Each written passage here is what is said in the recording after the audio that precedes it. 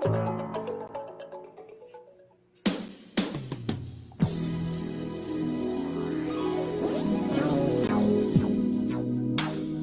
people who are darker than blue, don't let us hang around this town and let what others say come true. We're just good for nothing, they all figure. A boy's grown up shiftless jigger. Yes, indeed, ladies and gentlemen, it is Friday, November 14th at 5 p.m. So that must mean I am Jackie Luqman, and this is Darker Than Blue on WPFW 89.3 FM in the Washington, D.C., Maryland, and Virginia area. And for everybody watching on Black Liberation Media on YouTube, on Luqman Nation on YouTube, Black Liberation Media, or Luqman Nation on Facebook, and Luqman Nation on Instagram. Peace, everybody. What's going on? And all of you also watching on Luqman Nation on Patreon. I appreciate you. Thank you so much. Oh my gosh, my friends, there is so much going on in the world. There's a lot that I could just catch up on because there was so much going on last week. And last week we did not have Darker Than Blue because I got caught up in the flight delays from the shutdown. That's not even important. I'm here. I'm fine. We're all here. It's good because what is happening in the Caribbean right now supersedes everything as far as I'm concerned, because I think we are witnessing how close we really always have been to World War III. And what we're going to talk about today, I think, is not one of the only reasons, but I really believe it's the only reason that we have not actually been in the middle of World War III so far. And that's because of the restraint that other nations have shown in the face of endless U.S. aggression toward them that did not just start with this particular threat that has been playing out in the Caribbean between the U.S. and Venezuela. That's what we're going to talk about today here on Darker Than Blue, because this is a critical time for U.S. Caribbean relations, U.S. Americas relations. We talked a week before last about the Americas not just being the United States of America, but the Americas. We are just a small part of the Americas, but this government of this country has wielded outsized, not just influence, but power, militarism, and imperialist injustice. And that's really what we are talking about today. And I'm so glad that I am joined today by comrade and friend Carlos Sirah of the Black Alliance for Peace Field Operations and Membership Team. Carlos, thank you so much for joining me to talk about this very, very critical topic today. Thank you so much, Jackie, for having me. And I think you're correctly right about how close we are to what is the brink. What we're seeing is one of the largest escalations of U.S. military in the hemisphere in a very long time. Upwards of 15,000 U.S. troops deployed on the largest aircraft carrier, the USS Gerald R. Ford. Since September, the U.S. in the region has killed upwards of 75 people, many of those people fishermen in boats under the guise calling it counter narcotics.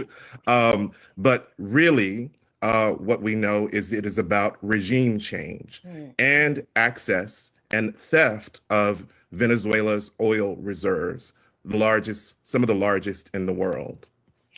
I mean, you gave the highlights right there. And I'm so glad you started off with the highlights, because we are going to go down the list of every single one of those things, because I'm disturbed but I think all of us are probably slightly disturbed in this particular moment in time. And I feel like I have to start these conversations all the time, Carlos, because you know me, you know how I am. I'm just gonna tell you what 'tis. We've not, but in my role here as a public affairs commentator on WPFW, I gotta dial it down a little bit. So I recognize that there are people listening who don't understand this conflict. They don't understand why Trump is going after Venezuela. And there are also people who I won't say don't care. What I will say is they believe what is being said about Venezuela, not necessarily because they're Trump supporters, but because they're Americans, right? And we are indoctrinated to believe that President Nicolas Maduro is a dictator, that Hugo Chavez before him was a dictator, that President Diaz-Canel of Cuba is a dictator, that President Xi Jinping in China, dictator, Vladimir Putin, dictator. Anybody, any leader of a country that does not have a capitalist system as a part of its economic and political foundation, the United States indoctrinates Americans to believe that those countries are not free, that the leaders of those countries are dictators, evil socialist communist dictators, and that the people in those countries are trapped under the fascist and authoritarian rule, iron grip of communist rule of these dictators. But I am not this time going to offer my personal perspective because I've actually been to Venezuela, right? So I could say a lot about those things not being true, and I have, but then that would just defeat the purpose of us having you here. So, Carlos, for people who believe that Trump and Hegseth are actually taking out narco traffickers who are trying to bring fentanyl to the United States to addict all of these hardworking Americans. What do you say to that claim in particular? Well, I begin by saying, and I think all of my comrades in the Black Alliance for Peace would agree with me, that the U.S. has zero moral authority. Zero. I think there are a few things to tease out. You are correct in the levels of indoctrination and propaganda that the U.S. routinely uses when they want to move a particular policy of violence. In this case, they are using drug dealers. In other cases, they have used or manufactured, I should say, invented WMD. They have invented the guise of the gang in Haiti. All of this is to serve U.S. interests in the region, in the hemisphere, which dates back to the Monroe Doctrine of allowing no other sovereign nation to build anything in the United States. So basically seeing the US seeing the whole hemisphere as its backyard. They have no moral authority because the US backs Israel, which is committing genocide in Palestine right now. They back the coup in Bolivia. They back the death squads in Colombia. They're backing the aggression and continued occupation of Haiti. And I don't think it's whether like we like Venezuela's government. That isn't up to Americans to decide Mm. who Venezuela's future is. That is up to the Venezuelans. And the question we should be asking is, do the Venezuelan people get sovereignty or do they get regime change?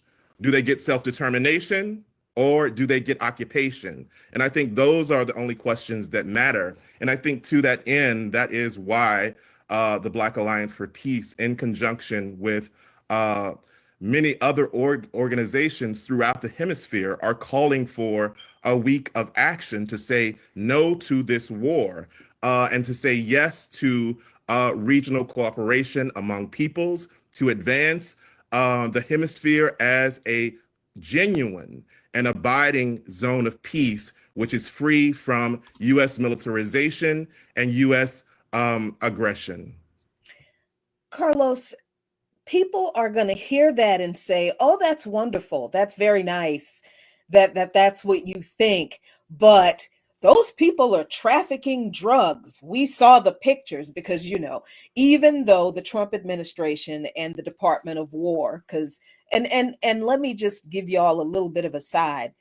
Stop tripping out about the fact that they renamed the Department of Defense Department of War, because that was the original name. It really was. I'm not making this up. I know some people listen to me sometimes and they're like, she is making this stuff up. It's not that bad. This country has never been no, I'm seriously not. I don't make anything up. What I tell you is the truth, and I'm not kidding. The original name of the Department of Defense was the Department of War, and it was created to genocide the indigenous people. That's where it came from. So yeah, so they're just being honest about their original purpose. That's all they're doing, and we can say a whole lot about Donald Trump and this current regime, but we can't say that they're lying about what they're doing, can we, Carlos? They're pretty honest about what it is they intend to do here. But for people who are saying, this country has a right to defend itself, because we seem to love that phrase. When it comes to mass murderers, the mass murderers have a right to defend themselves. People are saying, but they're bringing drugs. They're trafficking drugs into this country. Has there ever been any evidence presented that claim is true? But then here's I don't like to call it devil's advocacy, but here's a little advocacy for the people who still may not believe it. Even if there was evidence, should this be the way this government handles such a situation, Carlos? Yeah. So this is propaganda. It's naked propaganda. The UN Office on Drugs and Crime, their own reports show Venezuela is not a major trafficking hub. The US DEA's own data says the same thing. They're using the same playbook that I think they used in Colombia in the 80s and the 90s, war on drugs. And much of the later pretext of Afghanistan was to counter narcotics of coming into purportedly coming into the U.S. And every single time, it's a lie to cover for regime change and resource theft. Um, um, and listen to like what they're saying about the people who are in fishing boats. The Department of War is comparing them to Al Qaeda. That's not security analysis. That's racist justification for mass murder. It's racist justification for extrajudicial murder. So, I think if we follow this logic, and why it is so dangerous, this logic, because if drug dealers can be and should be summarily killed, that has implications for people living in the purported United States. And so that's one of the things that I would say to Americans. I could. I'll stop there. because if we were having this conversation outside of a public, oh, we have a whole lot more to say, and we can't say it on the air. And I want to make sure that people understand that this is not a new struggle. The defense of Venezuela from the United States. This is not a special Trump project. This is not something that only he has cooked up in his fevered white supremacist thieving brain, because this entire regime is a Donald Trump money grab. That's what it is. It's his ego project. This man doesn't care about policy or how it affects people. He's not interested in doing anything good for anybody. He's literally using his power as president once again to go after the people who he has an axe to grind against from the last election that he actually did lose, but he's also using it to just rip off as much money as he possibly can, while he knows that the courts are going to take a while to get around to ruling on some of the things that he's doing. And in the meantime, he's just living out every aggrieved white man fantasy of just killing as many brown people for as many reasons, and denying their rights and expelling them and imprisoning them as much as he can. This isn't about policy for Donald Trump, but it is about imperialist hegemony for every administration before Trump and up to including him, including Joseph Biden and Kamala Harris. So, Carlos, why should we not? What would help people to be clear that this is not just some random thing that Trump decided to do? What was the Biden administration doing in regard to Venezuela before now? So a few things. I think we have to also kind of contextualize the broader region that surrounds Venezuela as well. We have Haiti, we have Puerto Rico, we have Ecuador and Colombia. And US policy, no matter who the president has been to destabilize these countries, to gain more traction in the Americas, and also to do regime change in Bolivia. Biden provided military support to Ecuador's right-wing government. He and his vice president certainly went around the Caribbean, garnering support to kind of destabilize Haiti. And why all of this is important, because of the seaways, the passages, the staging grounds that they're using. Puerto Rico in particular, who is vying for its own sovereignty. Haiti, Haitian people who are vying for their own sovereignty in the region, have to kind of come up against the US military, seeing them as kind of strategic posts to thwart Venezuela, in a larger effort, I think, to thwart China from making inroads in the Americas. Biden threatened to use Guantanamo for deportees. This is the Pentagon's full spectrum dominance, and that has been bipartisan. Southcom has 76 bases throughout the hemisphere. Those have been built over decades by both parties. Crippling sanctions, and we have to recognize and remember that sanctions are war. Upwards of 7 million Venezuelans had to flee their country because of those sanctions. Crippling sanctions on Cuba, crippling sanctions on Nicaragua. These are a product of both parties. And I think what we're seeing now is the US kind of doing what it always does, which was reverting to brazen colonialist expansion, full military control of the hemisphere, imperialism, aggressive economic coercion, and using divide and rule tactics through compradors and puppet governments, all wrapped in, I think, vulgar white supremacist nationalism. And it's that vulgar white supremacist nationalism that we see from these compradors. Understand, we're not just talking about the US government under every administration and what they want to take from Venezuela. We're going to get there in a minute, Carlos.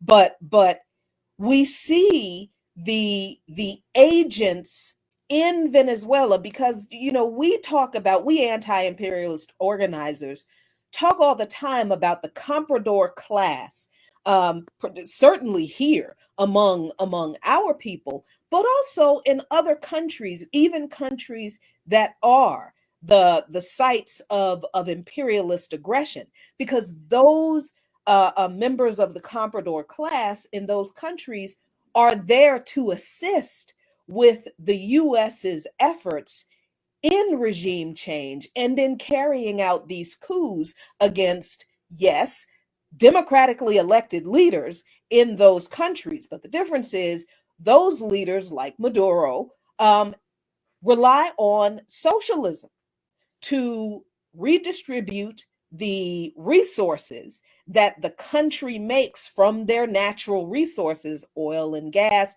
and other things that are sold on the open market, and they redistribute those profits to meet the needs of the people. So that money doesn't go to the CEO of the oil company in Venezuela. PDVSA is a state-owned oil company. So the state earns those profits from the sale of oil from Venezuela, and that money goes to build housing for people, to provide free health care to all of the people in Venezuela, and to meet the people's needs, to fund education for everyone in Venezuela. But there are some people in Venezuela who don't want that. And that's where the white supremacist, white nationalist comprador narrative or assistance comes in. Because, Carlos, in the last administration, that representative was this guy named Juan Guaido.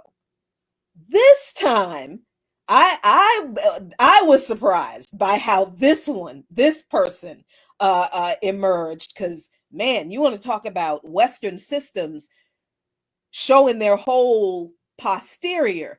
The Nobel Peace Prize is it's illegitimate now, and why is that, Carlos? Yeah, what's her name? Carmen Machado. Yeah, I mean, they have a word for these people. What are they called? Gusanos, little worms. And rightly so. Like, yeah, I don't know the history of that organization, the Nobel Prize, but I know luminaries have got it. And I found it curious in this moment of all times that this person gets this to make this very large platform, to make a very large claim to build war and support for the United States against the people of Venezuela. But I found it also curious that this is the same person, the same figure who wrote Bibi Netanyahu praising him. So Zionists of a feather flock together. You know, it's egregious. And I think what is the counter to that are the millions upon millions. I'm reading somewhere like upwards of 10 million people have joined local militias to defend the Bolivarian revolution. So they can put boots on the ground if they want to. And you know, America has no stomach for boots on the ground, which I think, which may be part of the reason why that large aircraft carrier is there. But, you know, that connection, the white supremacists of the world are coordinating in ways that they always have. It is more naked now. I think more people are hip to the game, and I think that's better for all of us. And I think through processes, formations like the U.S. Out of the Americas Network, that formations like the Black Alliance for Peace, formations like Diaspora Palante, all of these organizations that are communicating throughout the Americas, in Venezuela, in Cuba, in Trinidad and Tobago, are attempting to cooperate with the same level of coordination to combat these people. Because if left to them, we are all under their thumb, and they're moving us towards more and more kind of naked slave labor, which is where they want us. They had us there one time, and this is where they would love to see us again. Yeah, I'm so glad you said that about the coordination of anti-imperialists, of people fighting for their own sovereignty in their own lands that is happening throughout the Caribbean, because that is what we're going to be focusing on next week. We, meaning the members of the Black Alliance for Peace, and all of these other organizations that are committed to anti-imperialist struggle. So I want to read just a little bit of the latest statement from the Black Alliance for Peace about this call. And it is a call for mass struggle against US-led war on Venezuela and the Caribbean. We're going to pick up on that in a little bit. But this statement says, realizing a zone of peace in our Americas requires defending Venezuela's popular sovereignty. The statement was issued today, and it says, reads in part, the U.S. empire, unable to accept the sovereignty, progress, and moral example of the Bolivarian Revolution, is escalating its aggressive attacks against Venezuela. This is by no means an isolated struggle. What started as aggression against Venezuela and the Bolivarian Revolution has already claimed several dozen lives of working class people in the Caribbean and Pacific, extended to threats against Colombia and its president, been linked to the militarization of Ecuador and Panama, and remilitarized Puerto Rico. This is yet another front in the struggle against U.S. imperialism, and it is interlocked with our movements for liberation in Haiti, Palestine, throughout our Americas, across the global South, and within the borders of the United States. It is the wider ongoing pattern of regional militarization and imperialist control that fundamentally violates the principles of a zone of peace, as the U.S. Southern Command, SOUTHCOM, has systematically transformed the Caribbean into a staging ground for its hegemonic projects. Puerto Rico, a colonial territory, is consistently used as a strategic site for the development and launch of military exercises, normalizing its status as a forward operating base, while nations like Guyana and Trinidad and Tobago are treated as subordinate puppet states that risk their own sovereignty to facilitate U.S. objectives. Simultaneously, Haiti has been cast as a laboratory for imperialist policy, where an accelerated militarization and occupation over the last 4 years has provided a blueprint for intervention. The racist and cynical designation of Haitian paramilitary armed groups as terrorists to be eradicated by US-led occupation has done nothing to relieve the impoverished, marginalized Haitians from the violence of these gangs, because they are a direct consequence of imperialism. And yet, the excuse and label of terrorism has now been directly exported to the case of Venezuela, which is why we always focus on all of the imperialism everywhere else in the world, because it is all connected. There, the statement continues, the U.S. Department of War cynically compares Caribbean people in fishing boats to Al-Qaeda, a transparent tactic to manufacture a pretext for full military invasion and attack. And the end of the statement reads, the U.S. empire seeks to destroy the Bolivarian Revolution precisely because it shows we can fight for people's-centered human rights and for a true, just, militant peace. In unwavering solidarity with the Venezuelan people, we therefore commit to continuing this fight, organizing in solidarity with their masses and popular movements across the Americas to defend sovereignty, dignity, and the right to forge a different future. You can read this full statement at blackallianceforpeace.com. That's BLACKALLIANCEFORPEACE.com /BAP statements /defend Venezuela Caribbean. And we are at 30 minutes past the hour, dear friends. You know what that means. That means it's time for a station break. So, engineer extraordinaire, what do we have on tap for the people today? WPFW presents Amplify Sudan, Wednesday, November 19th. A day of emancipatory, informational, and inspirational programming centering Sudanese sovereignty and the ongoing threat to peace and security for her people. From 5 a.m. until midnight, there will be discussions with activists, journalists, and the people most impacted by what's happening in Sudan, in addition to the presentation of music and poetry centering Sudan. That's Amplify Sudan, Wednesday, November 19th, 5 a.m. until midnight on WPFW. Building a better world, one broadcast at a time.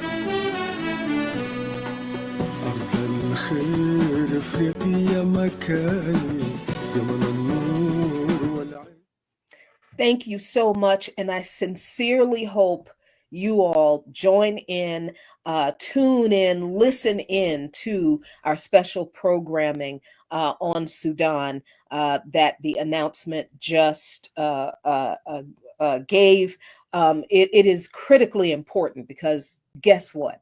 That is also connected to all of this. But Carlos, the BAP statement and the previous one before it, because there was a previous statement issued on October 23rd, when some of the first attacks against Caribbean fisherfolk, let's be clear, these are fishing boats. These are not big, listen, y'all watch too much television if you really believe that major narco traffickers are transporting all of their drugs in teeny tiny little fishing boats that everybody can see in the middle of the day, early in the morning. Who does that? Narco traffickers don't do that.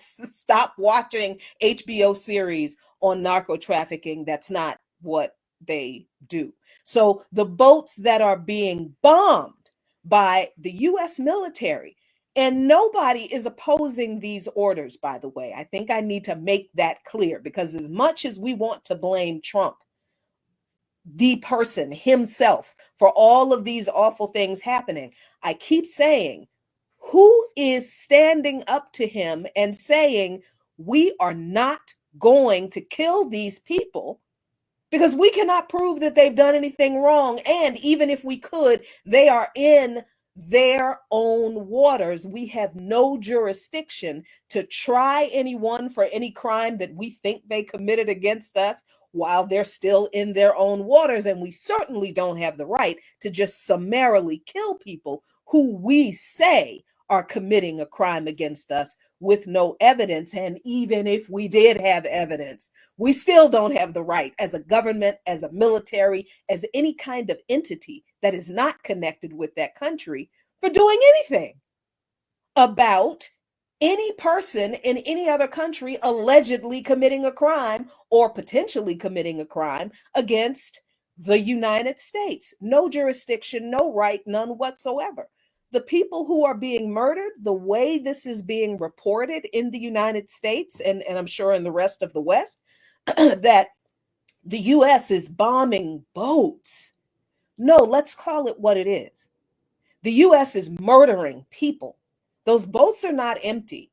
Those boats are not filled with empty packages. Those boats are not filled with inanimate objects. Those boats are filled with human beings going about their business, feeding their families. And the United States is murdering those people.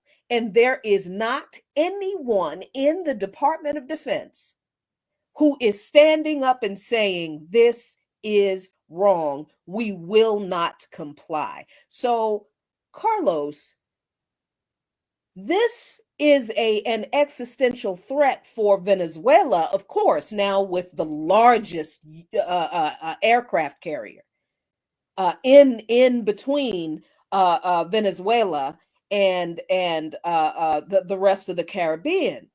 But it's not just Venezuela that would be impacted by any U.S. strike, and it's not just Venezuela being impacted by these murders, because it's not just Venezuelans. What other countries are immediately impacted by what the U.S. is doing and planning to do?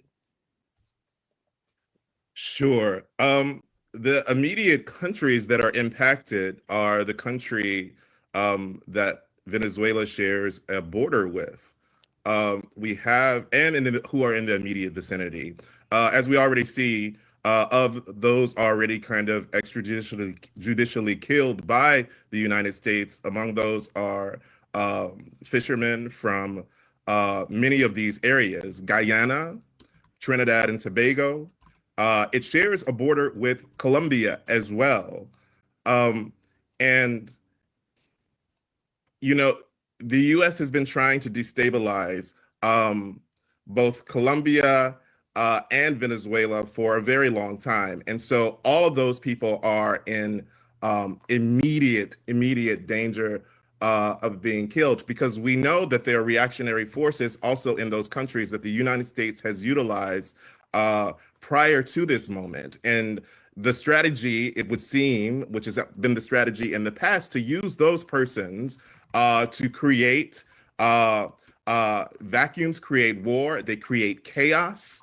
And in that chaos is where the United States finds its best and perhaps most perfect opportunity to theft and loot and to install more puppet governments to embolden those compradors, which affects the working people who are working to build nations like Venezuela to defend their revolution, but also for people in the Anglophone Caribbean as well who are working to fight reactionary governments in their area. That sets those countries back. And you know, as a member, I think we have to think about all of those people. We're the Black Alliance for Peace, the Black diaspora who lives in all of those countries. Venezuela has one of the largest, you know, populations of Africans living in South America as well. Say that again. Say it again, because people act like we don't live anywhere but here. Africans and Black people are all over there. It's like 1492 happened. Like they brought the slaves to everywhere in the Americas. And those people are fighting for self-determination with us, parallel to us. And Black Alliance for Peace exists so that we can coordinate with those folks so that we can liberate all of us.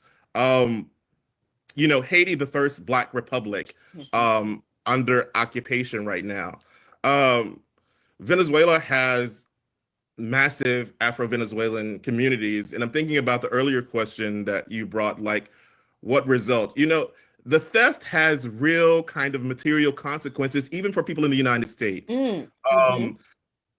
Venezuela produced a tremendous amount of oil and was generous with those oil. Yes. So when we think about winter and affordability here in the United States for people, you know, the eggs are high, the heating is high, the government has just been shut down.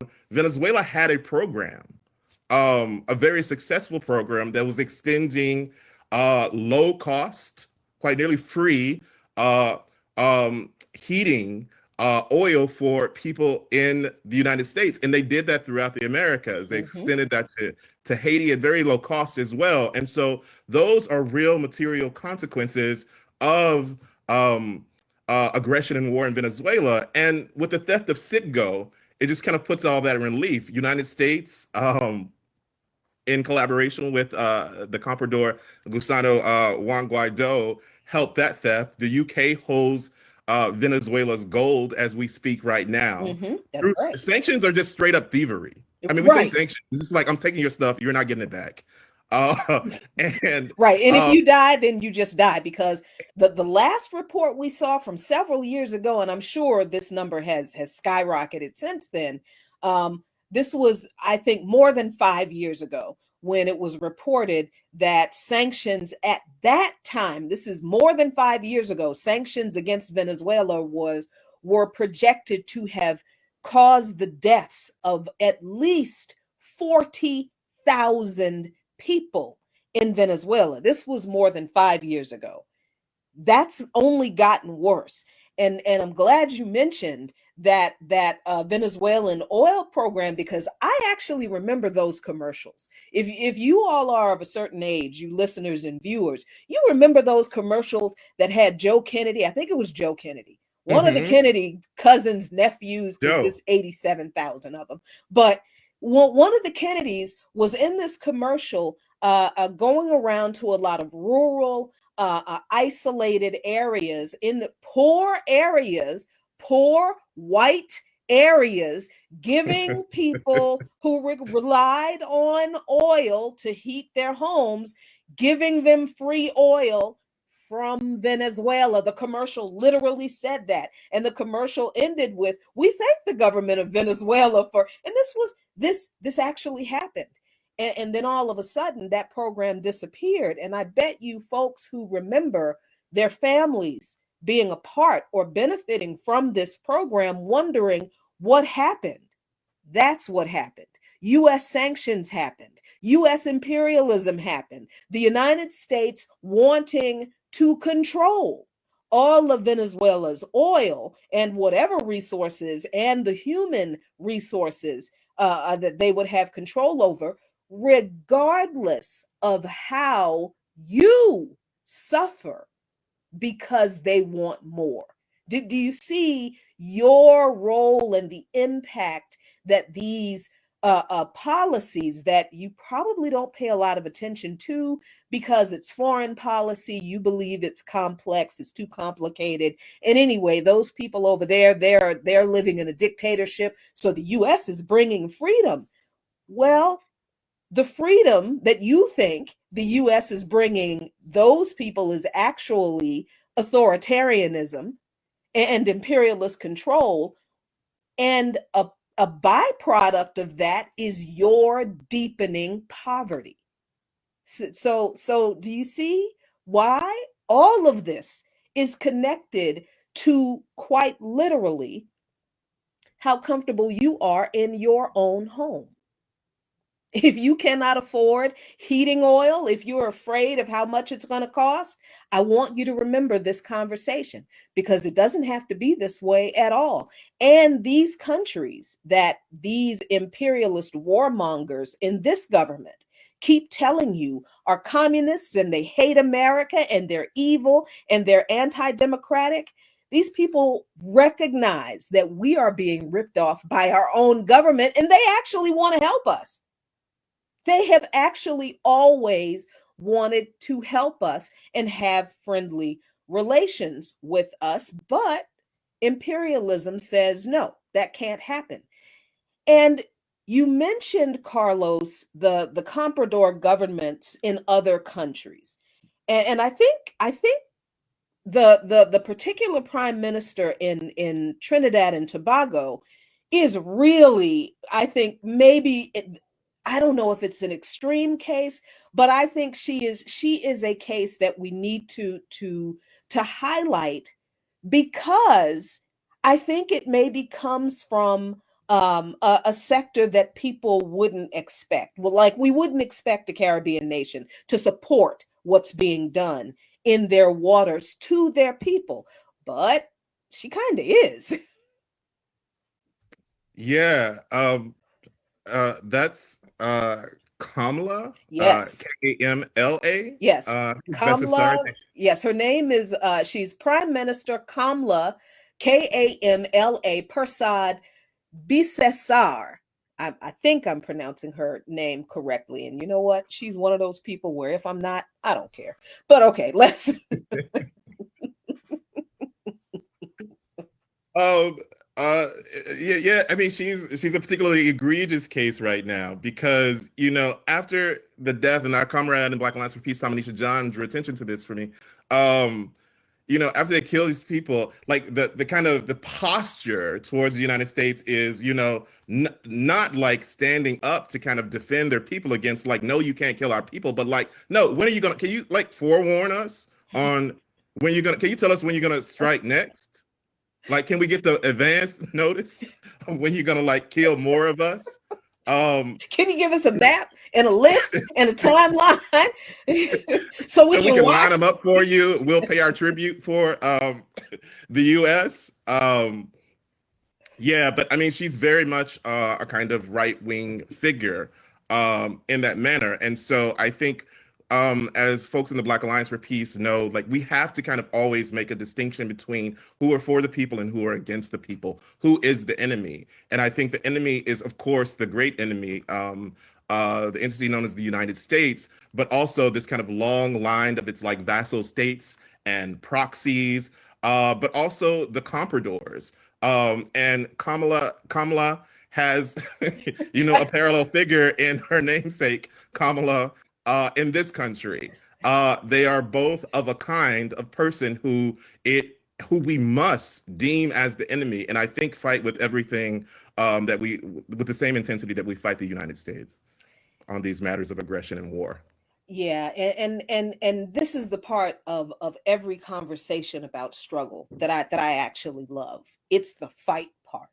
Because this is where the people are. We do have to analyze all of the different aspects that create and coalesce to bring us to these moments. This again, dear listeners, and those of you who are viewing, again, this is not something that emerged out of the fevered brain of Donald Trump. This is a part of the U.S. project extending the Monroe Doctrine into the 22nd century. This is not going to stop unless the people stop it. And the people in the global South and in other targeted by imperialism countries, they understand that they must fight this enemy that is gobbling up their countries and their rights and their resources and their very lives. They're really, and I think now, Carlos, they're not waiting for us to join in. They've identified those of us in the Imperial Core who are ready for this fight. And that's why we're engaged in this global effort to stand with and defend Venezuela. So let's talk about that fight. What does this look like for us inside the Imperial Core to engage in this struggle for not just Venezuelan sovereignty and self-determination, but the sovereignty and self-determination of all the people in the Caribbean region and beyond? Certainly. I think we have to act, and I think the first order of things is naming a thing as such, which we are doing right now. I think shows like yours and the ecosystems like this that are calling attention to this, and also grateful for the call to do the week of action, and that's taking many forms. The week of action is robust. All of the BAP structures are mobilizing. All of our citywide alliances. The first one of those starts tomorrow. There is in Philadelphia a rally in front of the city hall at 2 p.m. So get there to talk about this very issue, to draw attention. We have to educate our people. BAP organizes, it also educates to defeat this war against African peoples, both in the domestic United States and throughout the region and abroad. And I think lifting up that zone of peace as an ideological concept on the one hand, but also as something material to be gained for and by the people, which has at its very core mutual respect and sovereignty for the peoples of this hemisphere, which I think by extension we want that for all peoples in the world. And so that looks like educating people. It looks like agitation. It looks like person by person, really building kind of momentum to stop this war. Um, you know, we're on the brink of war right now, and there's hardly a peep. Hmm. And this is like not very far from us. And I don't think people understand like this can touch you. This will touch you. Hmm. And it is in your best interest to stop it before it begins. Because we know that war takes tremendous amounts of resources from the people and these kind of wars of aggression by these people. But I think we also have to say that if there is a war, that we have to fight on the side of the people. And we have to stand in solidarity with people against any kind of imperialism wherever we meet it. Absolutely. And that brings us right back to my theory that we started this conversation with, that the only reason we are not in the middle of World War III right now is because of the restraint of other countries and the quite honestly the love of humanity that other countries show toward other people. In it be listen, let me make this as explicit as I possibly can without actually being as explicit as I can be. Venezuelans love Americans more Mm. than Americans give a crap about Venezuelans. And you can replace the word Venezuelan with anybody in any other country that this government says is an enemy of the United States.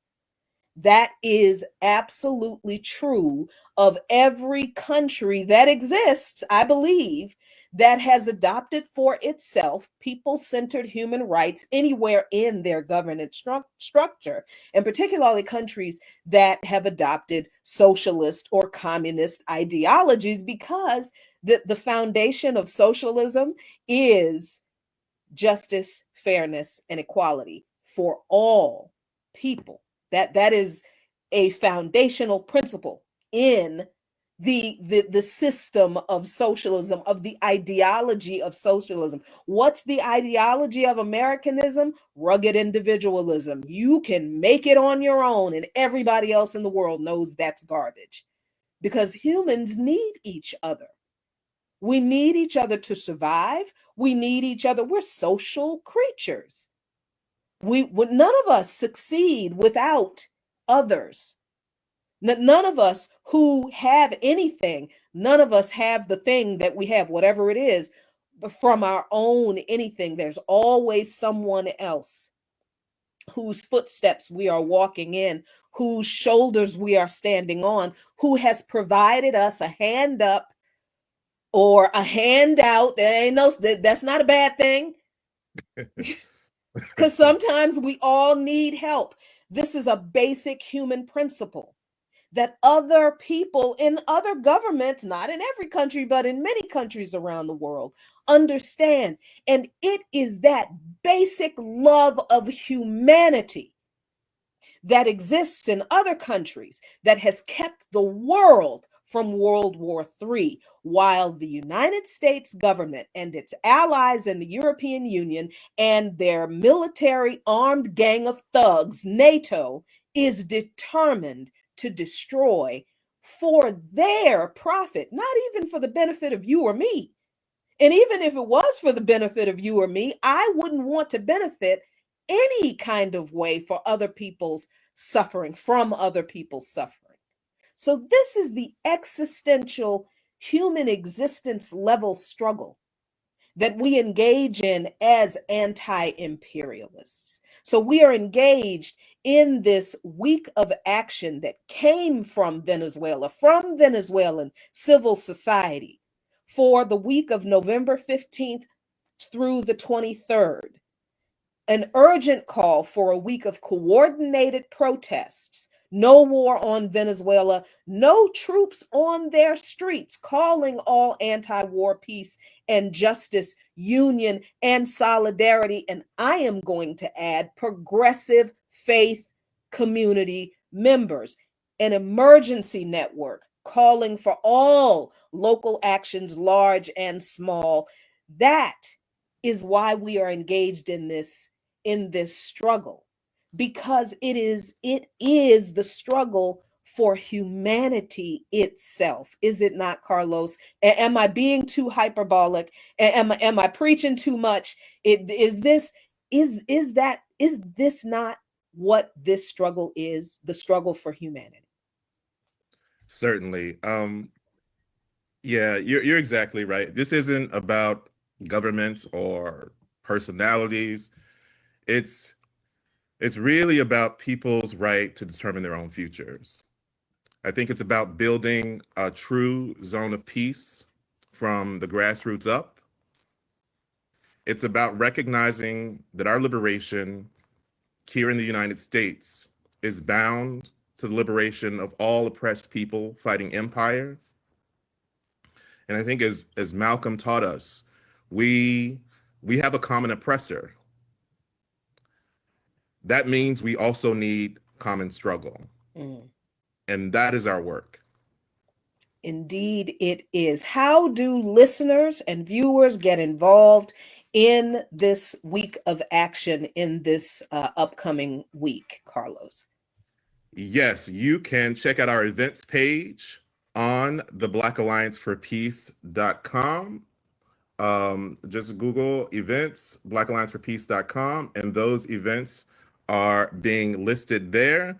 There are events, let me pull up my little list here, in many cities that you can kind of plug into. As I said before, tomorrow in Philly, they'll also, and then there's a thrust of action of happenings on the 19th. It's a coordinated day of action. And so there's a Mid-Atlantic rally on the 19th at 12 p.m. at Barracks Row in Capitol Hill, Washington, D.C. Here in Los Angeles is where I'm calling from. We'll be having a teach-in at Dabu Sound on November 19th. That too will be on the page. Chicago, BAP Chicago and the Anti-War Committee of Chicago will be having a No War on Venezuela on the 19th as well. The New York City, New Jersey will have a rally and subway teach-in. And all of these will be able to be found on that page. One more for tomorrow, if you're in Nashville as well, there's a War on Venezuela event at Pruitt Branch Library. And that is at 1 p.m., as well as teach-ins happening on the 19th in Atlanta, and screenings and more screenings and things of that nature. So tap in with that site and you can get linked to all of those events in your particular city. Absolutely. That site is blackallianceforpeace.com. Carlos, Sirah, thank you so much for joining me. You all, thank you for listening and watching. This has been Darker Than Blue. I am Jackie Luqman. And if things go as planned, I'll see you again next week. Stay tuned for news, views with Garland Nixon. Until next time.